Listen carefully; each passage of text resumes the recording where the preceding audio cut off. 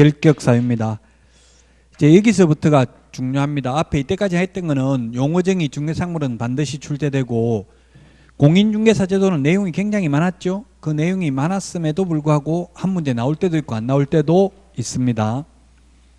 자, 그 다음에 이제 중개사무소 개설 등록인데 43페이지 등록의 의 이런 것들은 시험에 거의 안 나옵니다. 44페이지 바로 가가지고 등록의 성질인데 첫 시간에 말씀을 드렸는데 우리 중개제도가 맨 처음에는 신고제, 물론 그 앞에는 자유업이었지만 1961년도 소개행업법 하에서는 신고제였고요. 과거에는 시험에 잘 안 나오고요. 거의. 그 다음에 우리 공인중개사법이 부동산 중개업법이라고 했죠. 옛날에는 1983년 12월 30일 부동산 중개업법이 제정되었을 때는 허가제였고요. 1999년 7월 1일부터 이제 등록제로 바뀌었습니다. 날짜 암기 안 해도 됩니다. 다만 참고로 1999년 김대중 정부 때 7월 1일부로 등록제로 바뀌었고요. 지금도 20년 동안 계속해서 등록제로 시행되고 있습니다. 그 지금 변호사, 의사, 약사, 변리사, 한의사 다 등록제입니다. 공인회계사 아마 병원에도 가보면 등록증이라고 있을 거예요.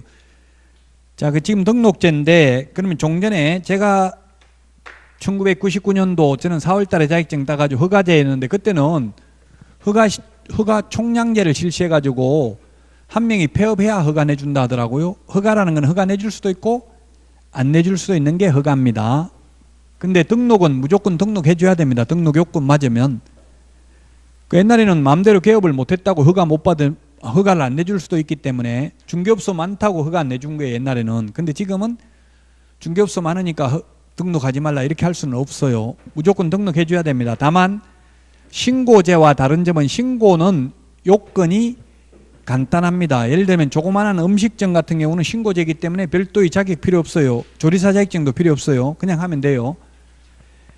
근데 등록제는 일단 전문 자격사 자격증을 다 취득해야 됩니다. 의사, 약사, 변리사, 한의사, 공인중개사 자격을 취득해야 되죠.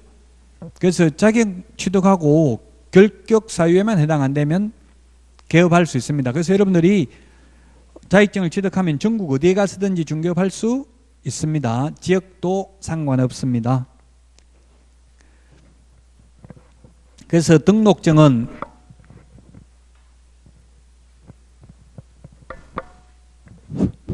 일신 전속적이기 때문에 양도되어 할 수 없습니다. 모든 자격증 다 마찬가지죠. 우리 운전면허증도 양도되어 못하죠. 일신 전속이라는 말이 뭐냐면 일신, 한 사람의 몸에만 전적으로 속해져 있는 것을 일신 전속이라고 합니다. 한 사람 몸에만 전적으로 속해 있다. 우리 민법에서 재산권, 채권은 양도할 수 있습니다. 그러나 재산은 상속도 되고 양도도 되잖아요. 재산 가지고 있는 거는. 근데 이거 공인중개사 자격증은 양도도, 자식한테 양도도 안 돼, 상속도 안 되죠. 한 사람 몸에만 전적으로 속해 있는 거라고요. 반대는 상속이나 양도 대상이 될 수 있는 건데 일반 채권은 재산권은 상속도 되고 양도도 되지만 이 자격증은 일신전속적이다. 자, 그 다음에 등록 신청입니다. 이제 등록관청이라는 말이 있는데 등록관청. 자, 개업 절차를 한번 보겠습니다. 먼저 개업 절차. 우리가 개업을 하려면 개업 절차를 등록 절차라고 합니다. 개업 절차, 등록 절차. 앞에 용어정의에서 개업 공인중개사의 용어정의가 뭐였어요? 개업 공개사는 등록을 한 자였죠. 등록을 해야 개업 공개사가 된다고요. 그 여러분들이 이제 개업하려면 자격증만 취득해가지고 바로 개업하면 안 되고 또 자격증은 시도지사한테 받아가지고 등록은 시군구에 등록을 해야 됩니다. 예, 그래야 개업을 할 수 있는데, 자, 개업 절차를 보면 가장 먼저 공인중개사 자격을 취득해야 됩니다. 시험에도 출제됐고 판례도 있습니다. 대법원 판례가 뭐가 있냐면 서울에서 서울 서초구에서 변호사가 등록 신청을 했는데 거부당했어요. 변호사 자격증 가지고. 그래서 대법원까지 갔는데 결국은 공인중개사 자격을 취득하지 않고는 변호사도 등록할 수 없다라는 판례가 있고 시험에도 출제됐습니다. 그래서 개업하려면 무조건 자격증을 따야 됩니다. 자격증을 취득해야 되고요.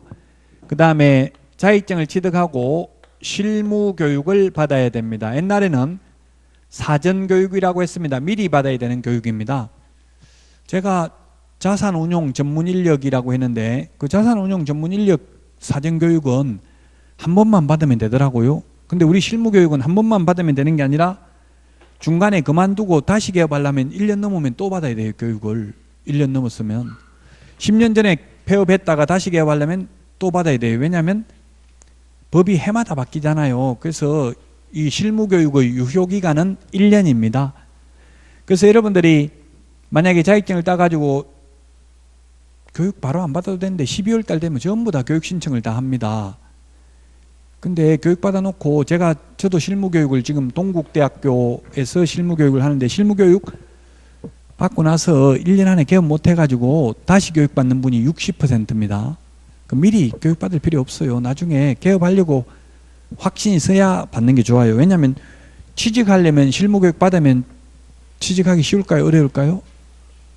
어렵습니다. 사장이 묻는다고 자격증 땄습니까? 지금 실무교육까지 다 받았는데요. 이러면 아예 안 받아줍니다. 왜냐하면 그러면 어떻게 생각하냐면 사장들이 이 사람 개업하려고 실무교육 받고 잠깐 일 배우러 왔다 이렇게 생각한다고요. 절대 안 가르쳐줘요. 일도. 그래서 실무교육 받았냐 이렇게 하면 자격증 땄냐 물으면 자격증 땄단 말도 안 해야 돼요. 사장이 면접하면서 자격증 땄냐 물으면 예 따기는 땄는데 딱 60점 받아가지고 아무것도 모르고 저는 전혀 개업할 생각도 없고 그냥 사장님 밑에서 그냥 조금씩 그냥 돈 뭐 용돈이나 벌고 그냥 근무하고 싶습니다. 이렇게 이야기해야 돼요. 실무교육 받았다 하면 진짜 안 받아줘요. 그 실무교육 받았냐 이러면 그건 뭔데 그런 것도 해야 됩니까? 이런 물으면 너 자격증 따가지고 그것도 모르냐 이러면 아이 죄송합니다. 제가 딱 60점 찍어가지고 맞아가지고 아무것도 잘 모릅니다. 좀 많이 가르쳐 주십시오. 이렇게 이야기해야 돼요. 그래야 받아줄까 말까 해요. 뭐 80점 이상 받았다 이러면 그 우리나라에서 80점 이상 받아가지고 성공한 사람이 거의 없어요. 중개업을. 저도 80점 이상 받았거든요. 그 제가 성공했으면 강의 안 하죠. 중개업 해가지고 몇백억 벌었으면 지금 중개업 잘하는 사람들은 다 50억 이상 재산 되거든요. 그렇게 되면 굳이 강의 할 필요 없잖아요. 이게 강의도 3D 직종이에요. 거의 안 하려고 한다고요. 부잣집 아들 별로 없어요. 못 버텨요. 있기는 몇 명 있기는 하지만 거의 없어요. 그 딱 좋은 거는 60점 받고 합격하는 게 가장 바람직합니다. 근데 그 60점 받으려 하다 떨어질 수 있으니까 여러분 목표는 최소한 70점 이상으로 해야 되겠죠. 목표보다 낮으니까 항상.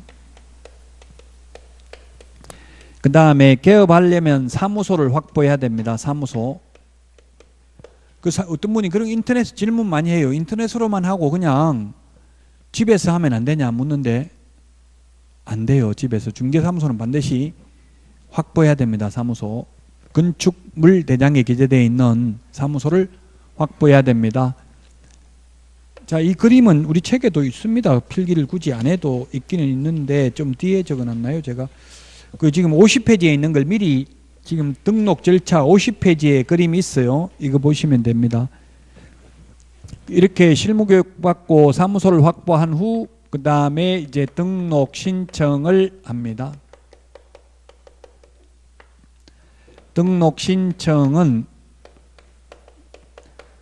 등록관청에 등록을 신청합니다. 등록 신청은 등록관청에 등록 신청을 합니다. 그러면 7일 이내에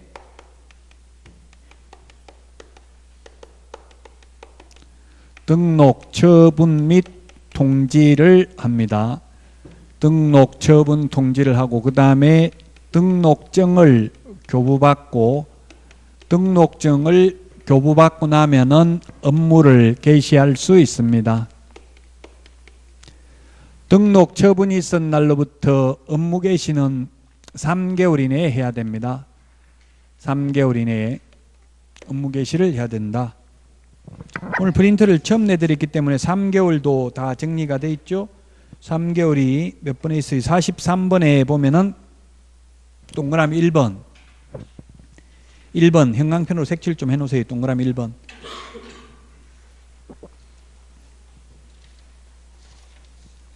(43번에) 동그라미 1번 찾았습니까?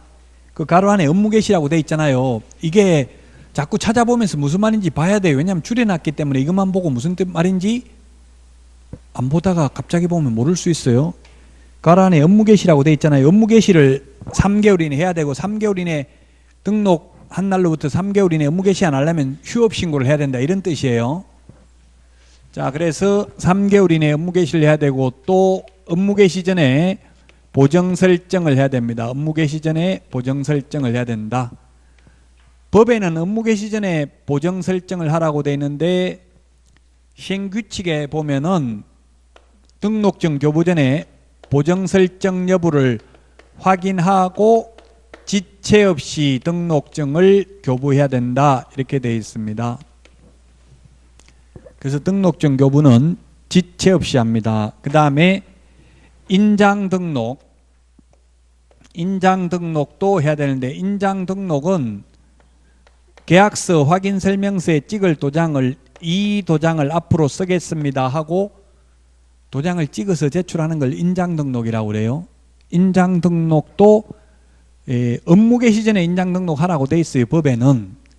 그러나 그 지금 제가 인장 등록을 등록증 교부 전에 인장 등록해야 되는 것으로 되어 있습니다.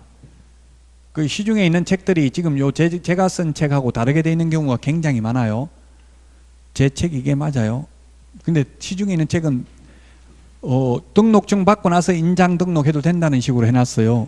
안 된다고요. 왜냐하면 등록증에 등록된 도장을 찍어야 되기 때문에 그렇습니다. 제가 등록증을 여기 책에다가 적어놨는데요. 거기 한번 58페이지 한번 보세요. 58페이지. 58페이지 중개사무소에 가보면 이 등록증이 걸려있죠. 게시되어 있죠. 그 등록증에 보니까 밑에 등록인장, 중개행위시 사용, 변경인장 이렇게 돼 있잖아요. 여기 도장을 찍어야 된다고 등록된 인장을. 이걸 찍으려면은 등록증 내주기 전에 인장 등록을 해야 되겠죠? 찍을 수 있겠죠? 그래서 업무개시 전에 인장 등록하라고 돼 있지만 사실상 등록증 교부 전에 인장 등록을 해야 된다 이 말입니다.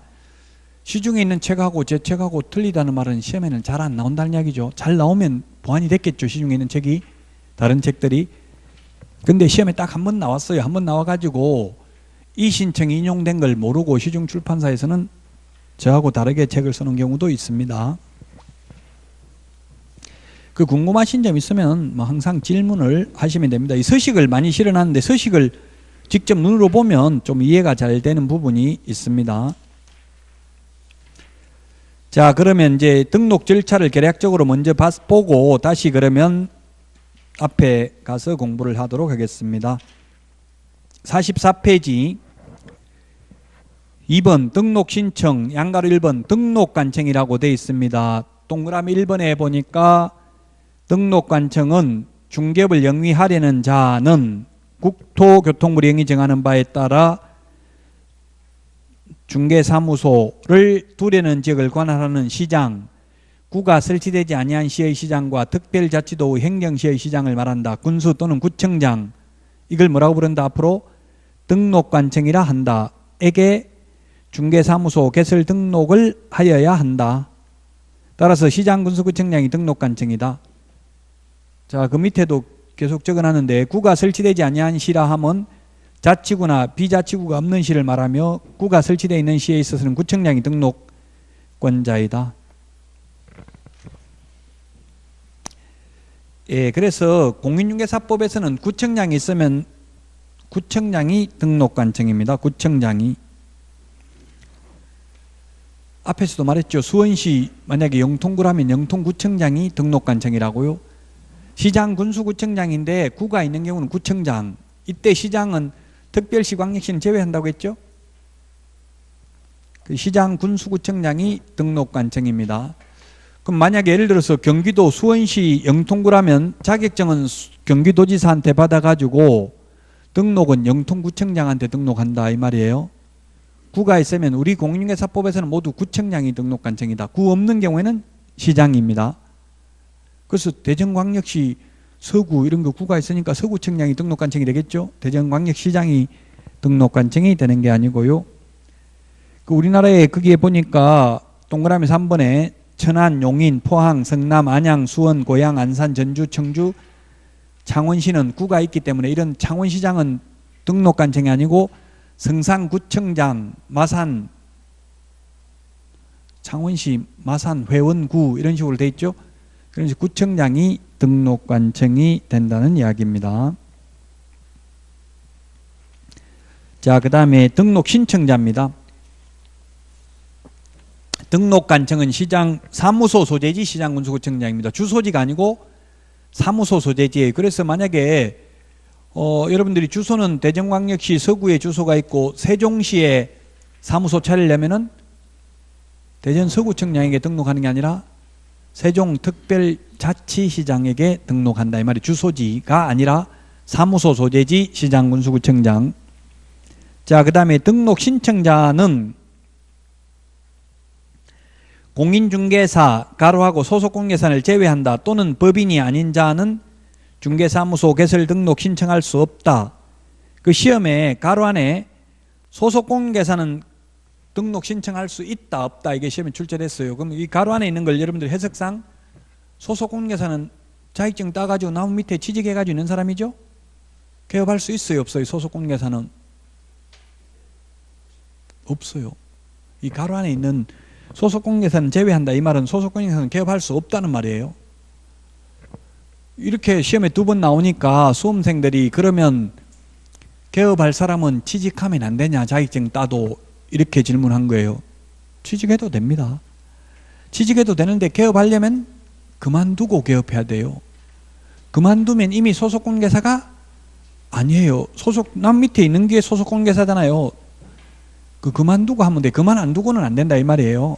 그만 안 두고 하면 어떤 문제가 생겨요? 상도에 어긋나잖아요. 상거래 질서를 문란케 할 수 있죠. 나무 밑에 취직돼가지고 있으면서 조금 물건 다 빼돌려가지고 자기 사무소 개업해가지고 거기 가서 중개하고 이럴 수도 있잖아요. 상도에 어긋나니까 소속공개사는 개업 못한다는 뜻이에요. 가로 안에 이 말이. 하려면 그만두고 개업하라 이 말입니다. 즉 이제 자격증 안 따고 무조건 공인중개사만이 개업할 수 있다고요. 자격증 없으면 개업 못해요. 변호사 자격증 가지고도 안 된다고요.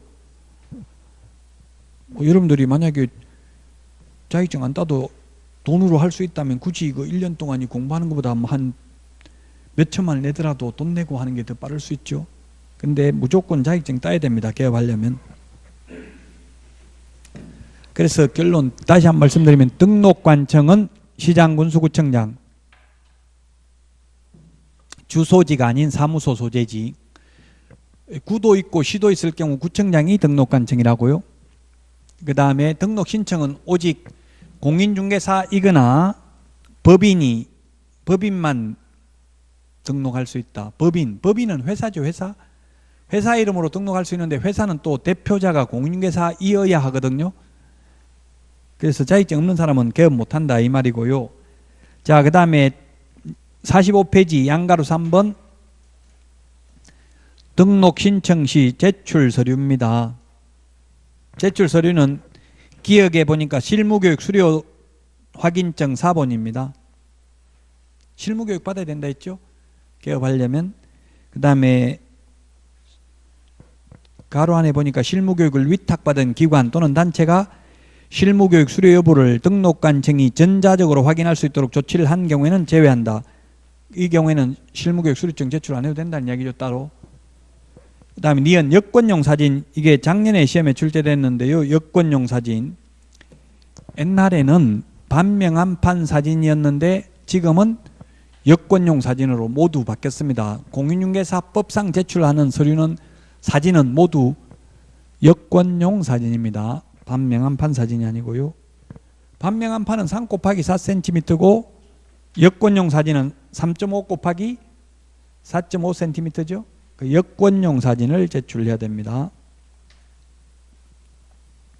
왜 여권용 사진 제출해요? 아까 그 등록증에다 붙여 놓으려고 등록증이 붙여가지고 게시해 놓잖아요, 사무소에. 디귿에 건축물 대장에 기재된 건물의 사무소를 확보해야 된다. 소유, 전세, 임대차 또는 사용대차 등의 방법에 의하여 사용권을 확보하여야 한다. 하였음을 증명하는 사유. 사용권 확보 밑줄 치세요. 사용권. 사용권 확보 밑에다가 소유권 확보 X입니다. 소유권을 확보해야 되면 건물주만 개업할 수 있다는 이야기잖아요. 나무 건물도 개업할 수 있죠. 그 사용권만 확보하면 됩니다. 건축물 대장에 기재되어 있어야 됩니다. 무허가 건축물은 안 됩니다. 그래서 현업에서 이런 일이 많은데 무허가 건축물, 가설 건축물, 불법 건축물은 안 됩니다. 인허가 못 받습니다. 불법 건축물은. 그럼 지금 중개업소를 하고 있는 자리인데 예를 들어서 1층은 상가고 상가주택이었습니다. 1층은 상가고 건물주가 옥탑방을 하나 불법으로 증축을 했어요. 그러면 위법 건축물이 되면은 지금 현재는 하고 있지만 새로운 사람이 개업은 못할 수도 있어요.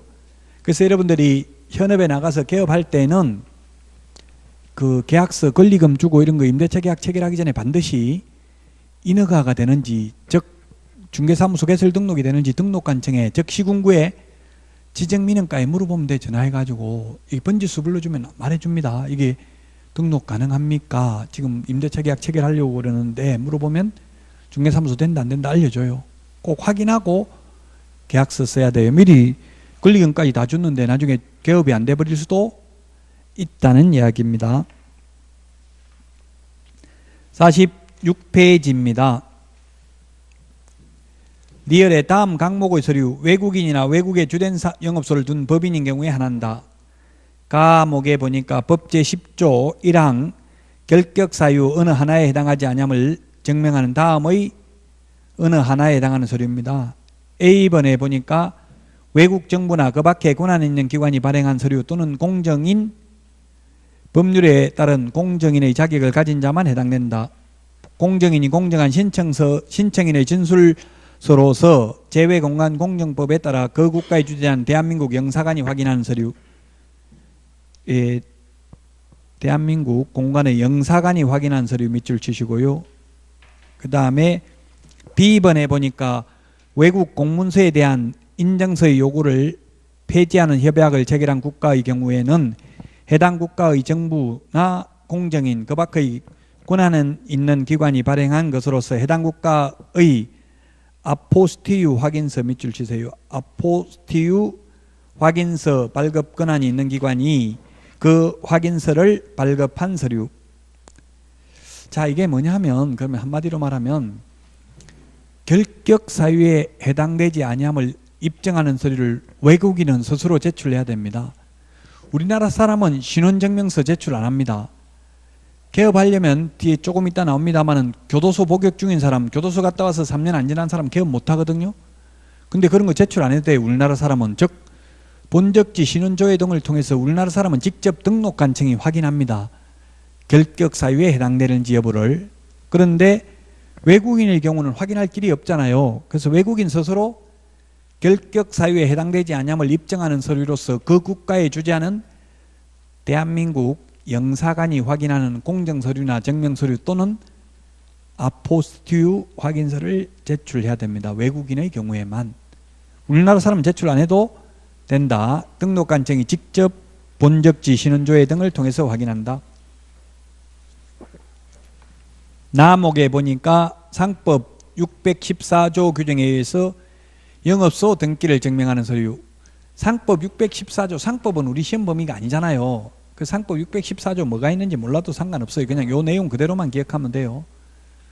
참고로 뭐 상법 614조를 가보면 외국 법인이 우리나라 지사를 설립하려면 지사장이 누군지 이런 거 등기를 해야 되거든요.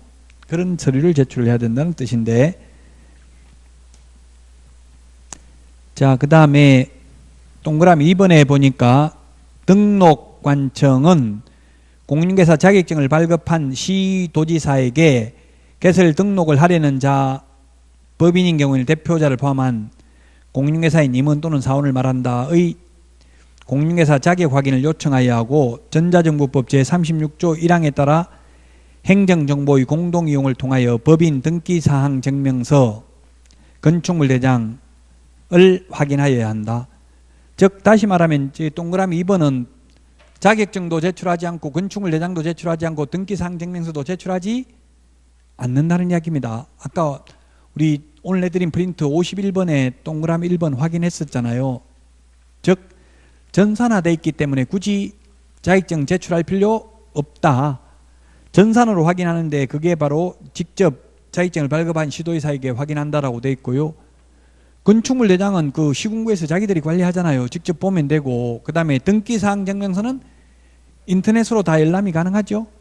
제출할 필요 없다는 이야기입니다. 자, 이 서류 제출하는 것은 시험에 그렇게 잘 나오진 않는데 주의해야 될 것, 특히 외국인의 경우에는 결격 사유에 해당되지 않음을 입증하는 서류를 스스로 제출해야 된다. 그게 그 국가에 주재하는 대한민국 영사관이 확인하는 서류나 그 다음에 아포스티유 확인서를 제출해야 된다. 양가로 4번 등록 신청할 때 지자체 조례가 정하는 수수료를 내야 됩니다. 돈 내야 됩니다. 한 수수료가 10,000원에서 20,000원 정도 되더라고요. 자, 우리 오늘 내드린 프린트 2장 안에 다 들어가 있는 거는 중요하다고 봐야 되겠죠. 책 한 권을 2장으로 지금 줄여놓은데 이게 들어가 있는 내용들은 중요해요. 52번에 보면 52번에 수수료 내는 것 19가지 적어놨잖아요. 수수료 내는 것 52번 찾았습니까? 거기에 동그라미 3번 밑줄 치시면 되겠네요. 지금 등록 신청하려면 수수료 내야 된다. 시군구조례입니다. 그래서 52번에 거기에 52번에 1번부터 2번은 시도조례입니다. 시도조례. 시도조례 이거 적어 넣으시고요. 그 다음에 3번부터 6번까지는 시군구조례입니다. 시군구조례. 시군구조례 3번부터 6번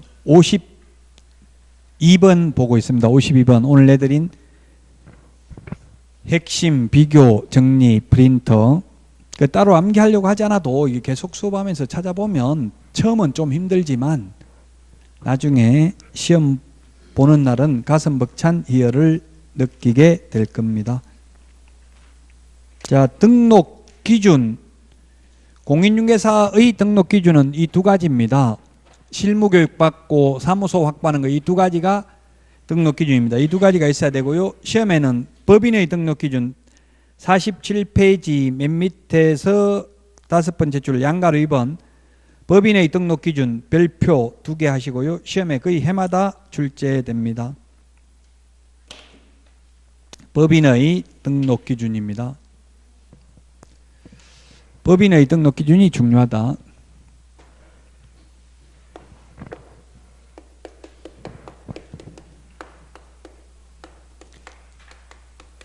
왜 중요하냐면 오지선다형 문제를 내야 되는데 법인의 등록 기준이 5개이기 때문에 시험에 출제하기가 좋기 때문에 중요합니다. 우리 프린트 오늘 내드린 거에는 3번에 있습니다. 3번에 있는데요. 이 등록 기준은 특수법인은 적용되지 않는다. 특수법인. 특수법인이라는 말은 뭐냐면 다른 법률의 규정에 의해서 중개업을 영위할 수 있는 이른바 지역 농협 이런 게 특수법인입니다. 즉 특수법인은 특별법을 적용받기 때문에 공인중개사법을 적용받지 않기 때문에 등록 기준을 적용하지 않습니다. 즉 지역 농협의 경우에는 자격증 취득하지 않고도 중개업할 수 있다는 이야기입니다.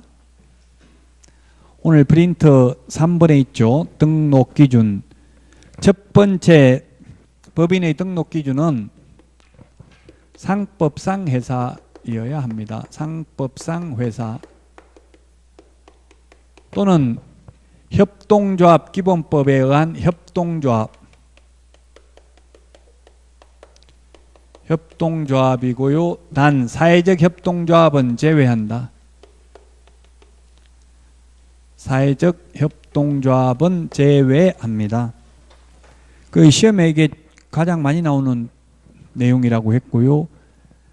자, 그럼 상법상 회사인데 시험에는 주식회사이어야만 한다. X로 출제됐습니다. 상법상에서는 주식회사, 합자, 한명, 유한회사, 유한책임회사 5개가 있습니다. 5개 암기할 필요는 없습니다. 어쨌든 꼭 주식회사일 필요는 없습니다. 그 다음에 협동조합, 기본법에 의한 협동조합이어야 되지만 사회적 협동조합은 제외하고요. 자본금은 얼마 이상이에요? 자본금은 5천만 원 이상이어야 합니다. 자본금은 5천만 원 이상. 사회적 협동조합 제외한다는 거 시험에 출제됐고 주식회사이어야만 한다. X로 출제됐습니다. 그 다음에 두 번째, 우리 책하고 좀 이게 오늘 내드린 핵심 정리하고 조금 순서가 다르게 되어 있는데 뭐 순서는 상관없으니까 47페이지 2번에 보면 법 제14조에 규정된 업무만을 영위할 목적으로 설립될 것. 법 제14조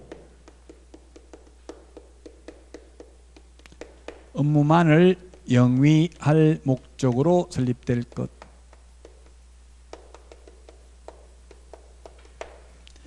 만자가 들어가 있지만 시험에 중개업만을 영위할 목적으로 설립될 것 하면 X입니다. 중개업 외에도 법 14조에 규정된 6가지 업무는 영위해도 됩니다. 그 다음에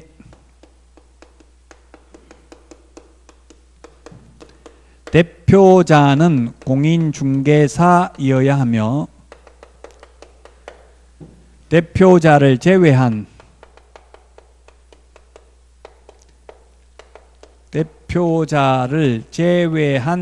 임원 또는 사원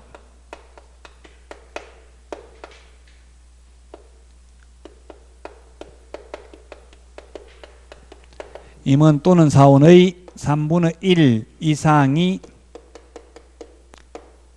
공인중개사일 것.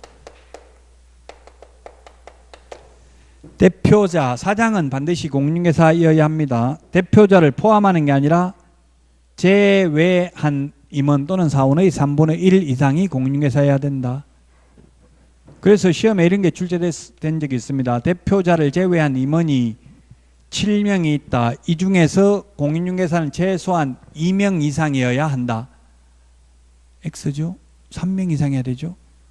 7명의 3분의 1이면 2.333명이잖아요. 6명의 3분의 1이 2명이니까 사람을 2.3으로 쪼갤 수는 없으니까 3명이어야 되죠? 시험에 이런 게 출제됐다고요. 기출문제. 좀 스트레스 많이 받아요. 공인중개사법은 말장난이 굉장히 심해요. 왜냐하면 법조문이 50개 조문밖에 안 되기 때문에 거기에서 사시문제를 내려고 하다 보니까 처음에 하면은 엄청나게 스트레스 받아요. 그래서 그런 말 엄청나게 많이 들었어요. 이거 효자 과목이라 하더라. 뭐 80점 이상 받아야 2차 요걸 공인중개사법을 80점 이상 받아야 합격한다 하더라. 근데 왜 나한테는 불효자식이냐? 왜 이렇게 어렵냐? 효자 만들어야 돼. 계속 길들여야 된다고. 계속 보는 수밖에 없어요. 자꾸 봐야 되지. 결론은 다른 과목 하는 것만큼 민법 하는 것만큼 하면 이거는 공법 하는 것만큼 하면 80점 이상 나온다 이 뜻이에요. 하나도 안 해도 그냥 자동 점수 나오지는 않습니다.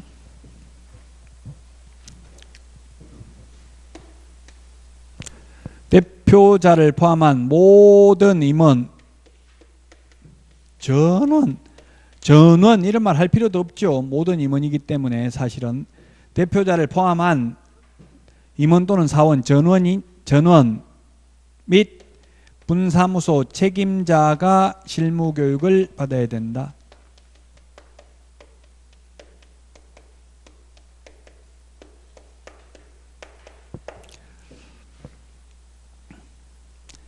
모든 임원 또는 사원이라고 했는데 임원은 주식회사의 임원을 말하고요. 사원은 한명 합자회사의 무한책임사원을 말하는 겁니다. 그래서 임원이나 사원이 같은 사람이에요. 우리 보통 주식회사는 임원 밑에 사원이 있죠.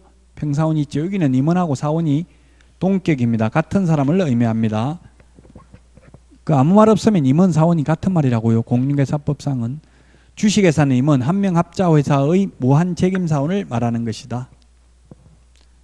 자격증이 없는 임원도 실무 교육을 받아야 됩니다. 모든 임원 저는 다 받아야 됩니다. 그 다음에 건축물 대장에 기재되어 있는 건축물 대장에 기재되어 있는 사무소를 확보해야 된다. 건축물 대장이 없는 무허가 건축물, 가설 건축물 안 됩니다. 미등기 건물은 될 수도 있습니다. 건축물 대장이 있다면. 이 5개가 법인의 등록 기준인데 시험에 잘 나온다. 그래서 우리 프린터 3번에 정리를 해놨습니다.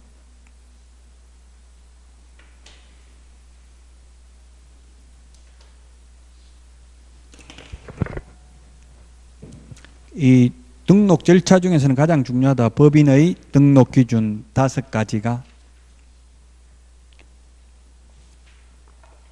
3분의 1이라고 했는데 3분의 1 우리 숫자가 어디 있냐면 프린터 오늘 내드린 프린터 맨 마지막에 56번에 보면 56번 한번 찾아보세요. 오늘 내드린 프린터 56번 거기 별표에 보면 2분의 1, 3분의 1, 5분의 1 맨 마지막에 10분의 1 안 나와 있나요? 나와 있어요? 10분의 1이 빠져 있는 것 같은데 10분의 1 적어 넣으세요. 이게 프린터가 안 된 것 같은데 10분의 1 있어요? 없어요? 10분의 1 적어 넣으세요. 그럼 맨 마지막에 별표에 그 2분의 1, 3분의 1, 5분의 1, 10분의 1이라고요. 맨 마지막이. 그게 3분의 1에 보니까 법인의 등록 기준 나와 있죠. 동그라미 1번에. 그 밑줄 지놓으시라고. 이 3분의 1이 뭐냐면 법인의 등록 기준 대표자는 공인중개사이어야 하며 대표자를 제외한 임원 또는 사원의 3분의 1 이상이 공인중개사이어야 한다는 이야기입니다.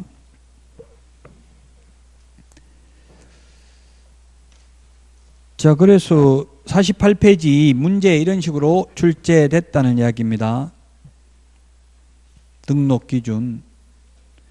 그 문제 답은 1번인데 제가 아까 교육은 유효기간이 1년이라고 했죠. 그래서 2년 전에 받은 교육은 안 됩니다. 1년 넘었으면 다시 받아야 돼요. 교육, 실무교육, 직무교육, 매수 신청 대리 실무교육 다 마찬가지로 답은 1번입니다. 일단 이런 식으로 나온다. 지금 내용 정확하게 몰라도 이런 식으로 기출문제, 이 다 기출문제입니다. 출제된다는 이야기입니다. 그 다음에 49페이지 다른 법률의 규정에 의해서 중개업을 영위할 수 있는 법인을 이른바 특수법인이라고 하는데 그게 이런 거 시험에 잘 안 나옵니다. 동그라미 기억에 지역 농업협동조합, 리언의 산업단지관리기관, 디귿의 지역산림조합, 리얼의 한국자산관리공사 이런 게 나와 있죠. 이런 회사들이 중개업 한다는 이야기는 못 들어봤잖아요. 그래서 시험에는 거의 안 나오는데 어쨌든 이걸 소위 특수법인이라고 한다고요. 특별법에 의해서 중개업을 할 수 있는 법인인데 이런 특별법에 의해서 중개업을 할 수 있는 경우는 자격증 안 따고도 할 수 있어요. 예를 들면 지역농협은 조합원을 대상으로 농지, 매매, 교환, 임대차 중개는 자격증 안 따고도 할 수 있다고요. 그 중요한 거는 이 특수법인은 등록 기준을 적용하지 않는다. 분사무소 책임자 요건을 적용하지 않는다. 이것만 기억하면 됩니다. 이 특수법인들도 있다. 49페이지 맨 밑에 등록의 기속 재량, 이 말은 재량권이 없다. 맨 마지막에 뭐라고 돼 있어요? 등록해 줘야 된다고 돼 있죠. 뭘 빼고는 50페이지에 있는 거 이거 4가지 빼고는 1번 공인중개사 또는 법인이 아닌 자가 등록 신청한 경우, 2번 결격 사유에 해당되는 경우, 3번 등록 기준에 적합하지 않는 경우, 당연하죠.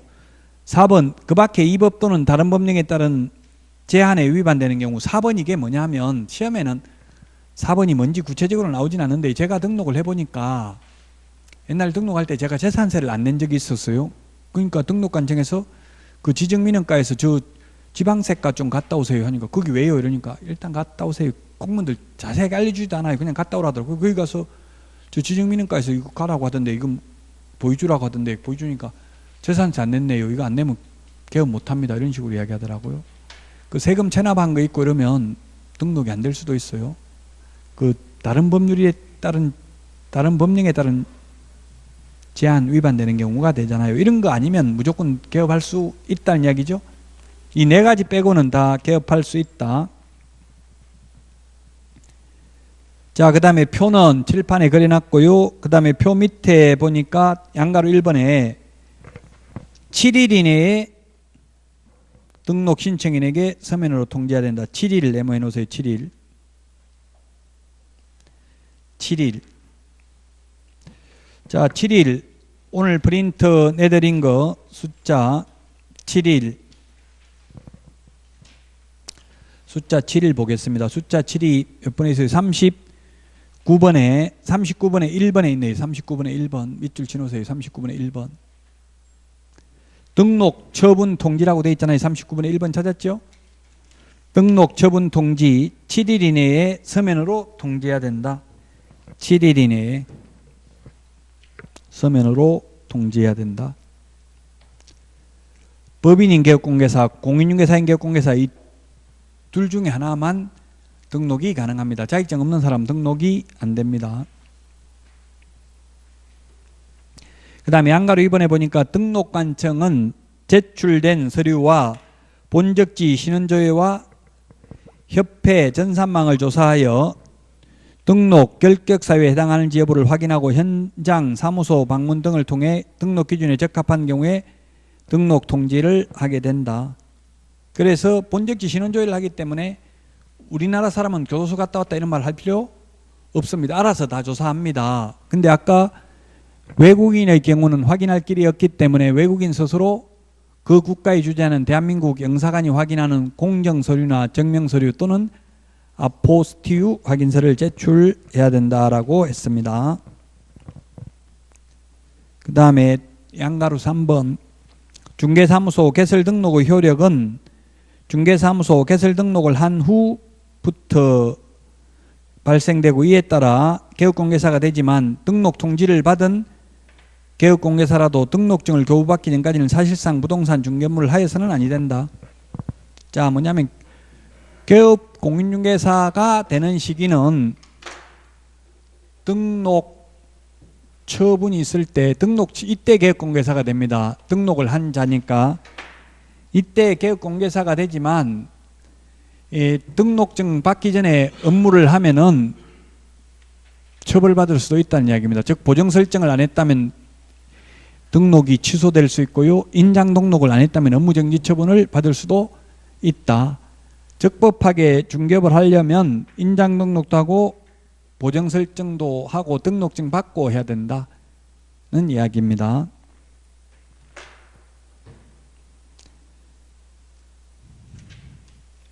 자, 그 다음에 등록증 교부 및 업무 개시입니다. 5번. 등록증 교부 및 업무 개시.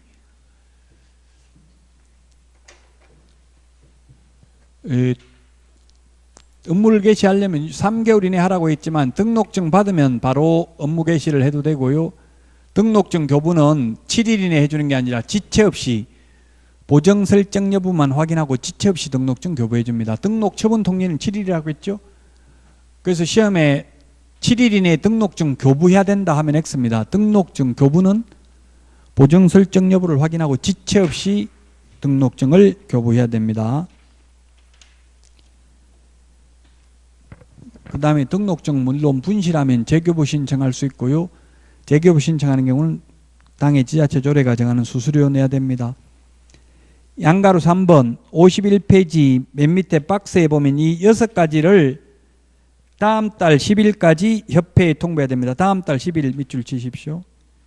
다음 달 10일까지 협회에 통보해야 된다. 오늘 내드린 프린터 25번 보세요. 25번.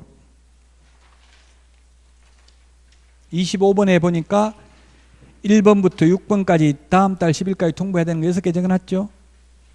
다음 달 10일까지 협회에 통보해야 됩니다. 이게 2장 안에 여러 번 들어가 있어요. 그 다음에 40번에 보세요. 40번에 40번에 보면 다음 달 10일까지 협회 통보하는 거 동그라미 3번에도 나와 있죠. 40번에 동그라미 3번. 40번에 동그라미 3번도 밑줄 치시고요. 다음 달 10일까지 통보해야 되는 게 6가지다. 우리 교과서는 51페이지에 있는데 등록증을 교부한 때, 그 다음에 2번 분사무소 설치 신고를 받은 때, 3번 사무소 이전 신고 받은 때, 4번 휴폐업 신고, 5번 고용관계 종료 신고를 받은 때, 그 다음에 6번 등록 취소 또는 업무정지의 행정처분을 한 때, 6번에 등록 취소 업무정지 밑줄 치시고요. 자격 취소 자격정지는 X입니다. 동그라미 6번 밑에 자격 취소는 통보 안 한다고요. 자격정지도 통보 안 합니다. 왜냐하면 등록관청이 즉 시장 군수구청장이 통보하기 때문에 자격 취소되는지 자격 정지되는지는 알 수가 없기 때문에 통보 못합니다. 자격 취소 자격 정지는 시도지사가 하기 때문에 그렇습니다. 자, 그 다음에 52페이지 업무 개시입니다. 개설 등록 후 3개월 이내에 업무 개시해야 된다. 3월 초과하도록 업무 개시 안 하려면 휴업 신고해야 된다라고 했습니다. 따라서 3월 초과하더라도 업무 개시를 안 하면 무단 휴업한 걸로 보아서 100만 원 이하의 과태료, 만약 6월 초가 무단 휴업하면 6월 초가 무단 휴업한 것으로 보아 등록이 취소될 수 있습니다. 그 다음에 양갈 5번 등록의 효력 상실입니다. 등록 효력 상실되는 게 4가지가 있습니다. 개인 사망, 법인 해산, 등록 취소, 스스로 폐업 신고하면 등록의 효력이 상실됩니다.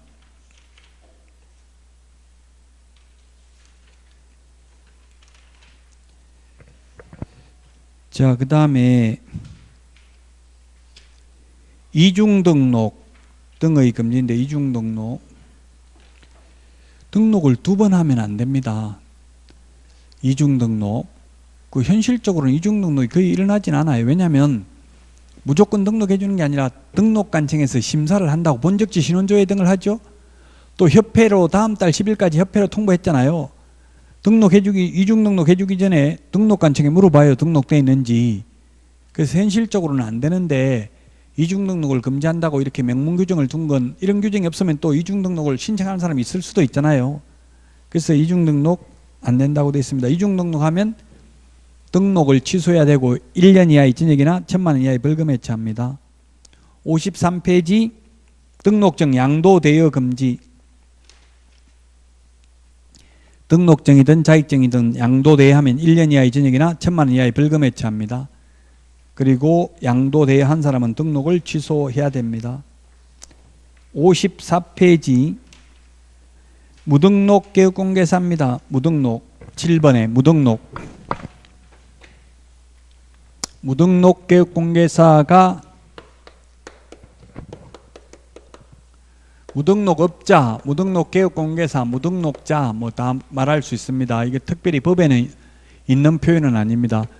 무등록업자는 첫 번째 무등록에 보면 태생적 무등록이 있고 후발적 무등록이 있습니다. 태생적 무등록이 있고 후발적인 무등록이 있는데, 태생적 무등록은 아예 원초적 무등록, 처음부터 자격증 따지도 않고 등록하지도 않고 중개업을 하는 경우가 있고요. 그 다음에 후발적 무등록으로서 개인이 사망하거나 법인 해산되고 나서 중개업을 하는 경우, 그 다음에 스스로 폐업 신고한 경우, 그 다음에 등록 취소되고 나서 중개업을 하면 후발적 무등록인데, 태생적 무등록이나 후발적 무등록이나 모두 3년 이하의 징역이나 3,000만 원 이하의 벌금에 처한다. 무등록업자는.